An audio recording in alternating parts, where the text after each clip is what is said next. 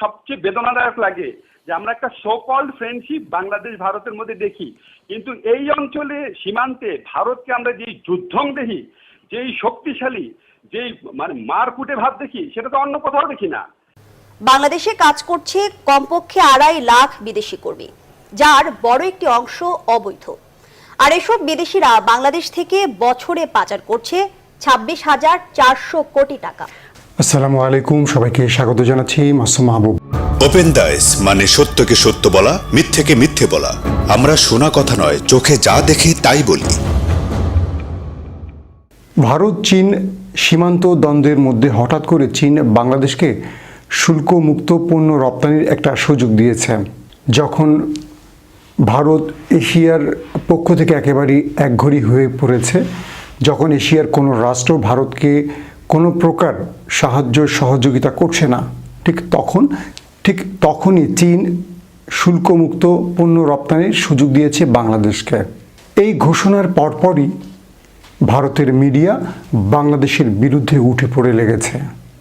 তারা চীনের এই সুবিধাকে বাংলাদেশের জন্য খয়রাতি হিসাবে দেখছে।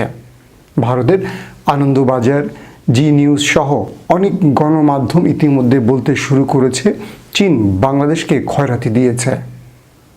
আমার কাছে প্রশ্ন হলো, চীন বাংলাদেশকে একটি যোগ্য দেশ হিসেবে তাদের এই সুবিধা দিয়েছে, অন্যদিকে ভারত প্রায় 50 বছর ধরে বাংলাদেশকে কেবল চুষেই খেয়েছে।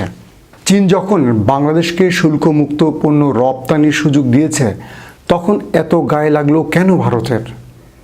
লাগার একটি কারণ, ভারত চায় বাংলাদেশ সারা জীবন নিচে পড়ে থাক, তাদের কাছে হাত পেতে বসে থাক। ভারত চায় বাংলাদেশ উন্নত না হোক। গেল 50 বছর ভারত সেই চেষ্টাই করেছে। প্রশ্ন হচ্ছে, ভারতের মিডিয়া বাংলাদেশকে যে খয়রাতির রাষ্ট্র বানালো, আসলে খয়রাতিটা কে? আমরা জানি, বাংলাদেশ স্বাধীনতার পর বাংলাদেশের সম্পদ, অস্ত্র অনেক কিছুই লুট করে নিয়েছে এই ভারত। সেটাও ছিল বাংলাদেশের পক্ষ থেকে ভারতকে খয়রাতি দেয়া। আমরা জানি, আমাদের সুন্দরবনে রামপাল বিদ্যুৎ কেন্দ্র নির্মাণের নামে ভারত বাংলাদেশ থেকে খয়রাতি নিল। আমরা জানি, টিপাই মুখে বাদ দিয়ে ভারত আমাদের শস্য ভাণ্ডারকে ধ্বংস করে খয়রাতি নিয়েছে। আমরা জানি, তিস্তা পানি চুক্তি আজও হয়নি, এটিও বাংলাদেশের পক্ষ থেকে আমরা ভারতকে খয়রাতি দিয়েছে। আমরা জানি, ভারতের লাখ লাখ শ্রমিক বাংলাদেশে বৈধ এবং অবৈধভাবে কাজ করে এবং বছরে তারা হাজার হাজার কোটি টাকা বাংলাদেশ থেকে নিয়ে যায়। এটিও বাংলাদেশ থেকে ভারতকে দেয়া একটি খয়রাতি। বাংলাদেশে কাজ করছে কমপক্ষে 2.5 লাখ বিদেশি কর্মী, যার বড় একটি অংশ অবৈধ। আর এসব বিদেশিরা বাংলাদেশ থেকে বছরে পাচার করছে 26,400 কোটি টাকা। টিআইবি বলছে, পার্শ্ববর্তী দেশ ভারত থেকে কাজ করছে সবচেয়ে বেশি 30,000 কর্মী। আমরা জানি, বাংলাদেশের রাজনৈতিক দলগুলো ভারত তোষণের মাধ্যমে ক্ষমতায় আসে বলে ভারত আমাদের দেশের ক্ষমতাধর ব্যক্তিদেরকে বা রাজনৈতিক দলগুলোকে ক্ষমতায় আনার চুক্তিতে সারা জীবন বাংলাদেশকে চুষে খেয়েছে, লুটে খেয়েছে। আজ সেই ভারত আমাদেরকে বলছে আমরা নাকি খয়রাতি করছে।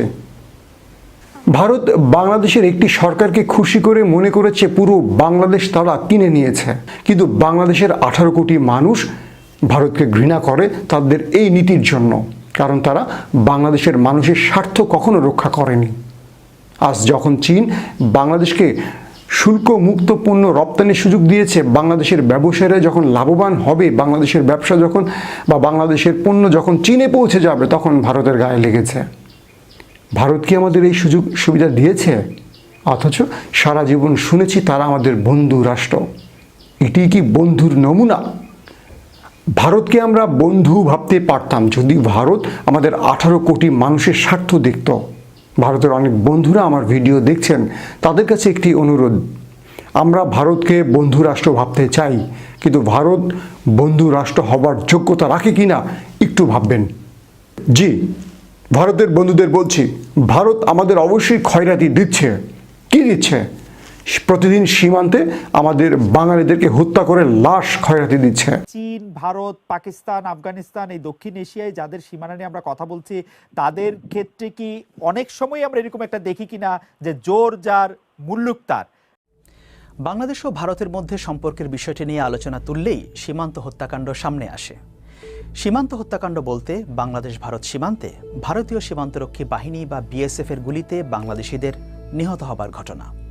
বিডিআর এর সঙ্গে বিএসএফ এর মাঝে মাঝে যে ঝগড়া লোকাল লেভেলে হয়ে যায়, শেখ হাসিনারও তাতে ইয়েস নেই, এদিকে আমাদের প্রাইম মিনিস্টার মোদিরও তাতে কোনো ইতিবাচক নেই। সবচেয়ে বেদনাদায়ক লাগে যে আমরা একটা সো কল্ড ফ্রেন্ডশিপ বাংলাদেশ ভারতের মধ্যে দেখি, কিন্তু এই অঞ্চলে সীমান্তে ভারতকে আমরা যেই যুদ্ধং দেখি, যেই শক্তিশালী, যেই মানে মারকুটে ভাব দেখি, সেটা তো অন্য কোথাও দেখি না। সেটা আমরা নেপালের সাথে সীমান্তেও দেখি না, পাকিস্তানের সাথে সীমান্তেও দেখি না, চীনের সাথে সীমান্তেও দেখি না। 2019 সালে বিএসএফ এর দ্বারা বাংলাদেশিদের হত্যা 3 গুণ বেড়েছে। টিপাই মুখে বাদ দিয়ে আমাদের শস্য ভাণ্ডার ধ্বংস করে আমাদের খয়রাতি দিচ্ছে। তিস্তার পানি আটকে দিয়ে আমাদের ফসল ফলাতে বাধা দিয়ে ভারত আমাদের খয়রাতি দিচ্ছে। বাংলাদেশ ক্রিকেট দল যখন টেস্ট সম্মানে ভূষিত হবে, ভারত ভ্যাটু দিয়ে খয়রাতি দিয়েছে। বিশ্বকাপে ছোট দেশ বাংলাদেশের সাথে 2 নম্বরই করে ভারত আমাদের খয়রাতি দিয়েছে। এরকম বহু খয়রাতি ভারত আমাদের দিয়েছে। কিন্তু ভারত ভুলে গিয়েছে বাংলাদেশ ছোট রাষ্ট্র হলেও তার চেয়ে বেশি খয়রাতি ভারতকে দিয়েছে। আমরা আমাদের প্রাকৃতিক সম্পদ সুন্দরবন, তাদের বিদ্যুৎ কেন্দ্র তৈরিতে খয়রাতি দিয়েছে।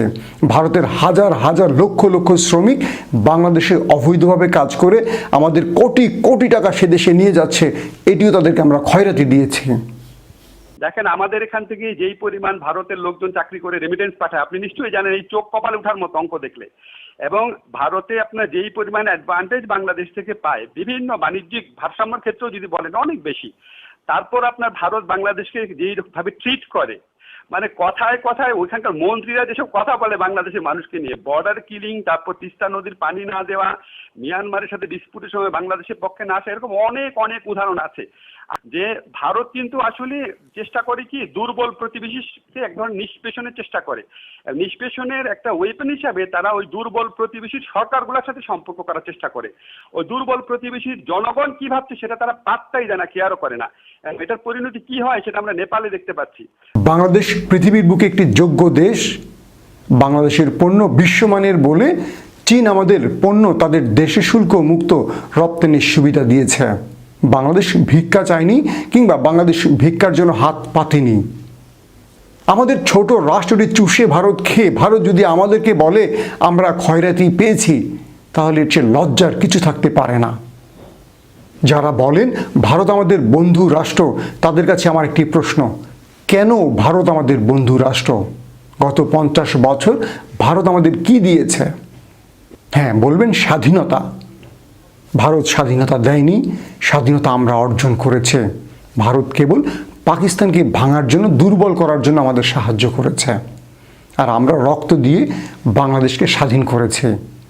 ভারত যদি আমাদের বন্ধু হতো, আমাদের টিপাই মুখে বাঁধ খুলে দিত। ভারত যদি আমাদের বন্ধু হতো, তিস্তা পানি চুক্তিটি অনেক আগেই হয়ে যেত। ভারত যদি আমাদের বন্ধু হতো, আমাদের সীমান্তে প্রতিদিন বাঙালিদের হত্যা করতো না। আমরা জানি ভারত পাকিস্তান কিংবা চীন বর্ডারে কখনো একটা মানুষকে গুলি করে মারার সাহস করে না, কিন্তু প্রতিদিনই বাংলাদেশের সীমান্তে বাঙালিদের হত্যা করে। ভারতের পক্ষ থেকে বলা হয়, সীমান্তে যারা নিহত হয় তারা চোরাকারবারি এবং রাতের আধারে সীমান্তে তৎপরতা চালায়। শুধু বাংলাদেশের ব্যবসায়ীরা চোরাকারবারি? যারা গরু দেবেন বলে, যারা ইন্ডিয়ান শাড়ি দিবেন বলে বা ইন্ডিয়ান পণ্য দেবেন বলে আমাদের ব্যবসায়ীদের কাছ থেকে টাকা নিচ্ছেন, তারা চোরাকারবারি নয়? তাদেরকে বাংলাদেশ সীমান্ত থেকে কখনো গুলি করা হয়েছে, কিংবা তাদেরকে কখনো ভারতের সীমান্তরক্ষী বা পুলিশ তাদেরকে আটক করেছে? এটি হলো ভারতের চরিত্র। বন্ধু রাষ্ট্র হতে হলে বন্ধু হতে হবে। 16 আনার 16 আনার স্বার্থ দু দেশে থাকতে হবে। আপনাদের 16 আনার আমাদের কিছুই না, এটা বন্ধুত্ব হতে পারে না। আজ আপনাদের পাশ থেকে নেপাল, ভুটান, মালদ্বীপ সবাই সরে যাচ্ছে কেন? আপনাদের এই 2 নম্বরই চরিত্র। আজ চীন যখন আমাদের শুল্কমুক্ত পণ্য রপ্তানির সুবিধা দিয়েছে, তখন আপনাদের গায়ে লেগেছে। আপনারা পারতেন আমাদের এরকম সুবিধা দিতে? ভারত চীন যুদ্ধ পরিস্থিতি বিরাজ করায় ভারত চেয়েছিল বাংলাদেশ যেন ভারতের পাশে থাকে। চীন বুদ্ধি করে বাংলাদেশকে তাদের পাশে নিয়ে যাওয়ায় এখন ভারতের গায়ে আগুন জ্বলছে।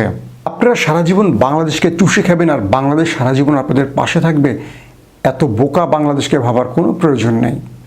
আমি মনে করি মাননীয় প্রধানমন্ত্রী সঠিক সিদ্ধান্ত নিয়েছেন চীনের সাথে এই চুক্তিটি করে।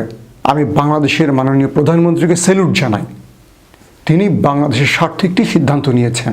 ভারতের যেসব মিডিয়া বাংলাদেশকে খয়রাতি রাষ্ট্র বানাচ্ছেন সেসব মিডিয়াকে বলছি, বাংলাদেশ ছোট রাষ্ট্র হতে পারে, কিন্তু বাংলাদেশ কারো কাছে মাথা বিক্রি করে চলতে শেখেনি। বাংলাদেশের মানুষ ছোট মানচিত্র নিয়ে বিশ্বের দরবারে নিজের যোগ্যতা দিয়ে পৌঁছে গেছে। আপনাদের মতো ভিক্ষার ঝুলি নিয়ে অন্য দেশের সম্পদ লুটে বাঁচতে শেখেনি। বাংলাদেশকে খয়রাতি বলার আগে নিজের দিকে আগে তাকাবেন। যে দেশের মানুষ এখনো মাঠে ঘাটে প্রাকৃতিক কাজ সারেন, সে দেশের মানুষের উচিত অন্য দেশের দিকে নজর না দেয়া। সবাই ভালো থাকবেন, আল্লাহ হাফেজ। উভয় দেশের সরকার গত 10 বছর যাবৎ পরস্পরকে সবচেয়ে ভালো বন্ধু হিসেবে বর্ণনা করছে। সীমান্তে বিএসএফ যেভাবে বাংলাদেশিদের গুলি করে মারছে সেটি দেখে বাংলাদেশের ভেতরে অনেকেই প্রশ্ন তুলছেন, ভারত বাংলাদেশকে আদৌ বন্ধু মনে করে কিনা। সেটা হচ্ছে আপনি কোথাও কিছু করতে পারেন না, মানে কোথাও আপনি নিষ্ঠুরতা দেখান না, কোথাও নির্মমতা দেখান না। আপনি সবচেয়ে নিষ্ঠুর, সবচেয়ে নির্মম কেন বাংলাদেশের সাথে হন, যেখানে আপনি দাবি করেন আপনি বাংলাদেশের সবচেয়ে অকৃত্রিম বন্ধু। আমার মনে হয় যে আমাদের ভিডিও যদি আপনাদের ভালো লেগে থাকে তবে সাবস্ক্রাইব করে বেল বাটনে একটা ক্লিক করুন। ওপেন ডাইস, সত্য ও সুন্দরের পক্ষে আমাদের সাথেই থাকুন।